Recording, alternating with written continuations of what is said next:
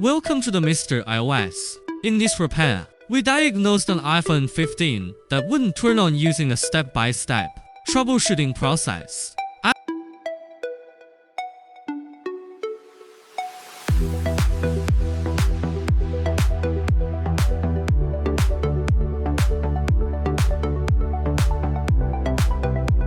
Welcome to the Mr. iOS. In this repair, we diagnosed an iPhone 15 that wouldn't turn on using a step-by-step troubleshooting process. After carefully checking the logic board, we found that the problem was caused by a faulty C6591 capacitor. Since these capacitors have failed, we removed it from the board. Once the faulty C6591 capacitor was removed, the short was eliminated and the iPhone powered on normally again.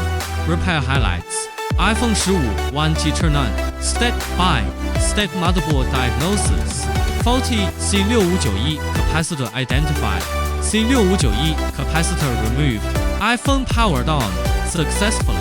Watch until the end to see the complete repair process and the final successful power on.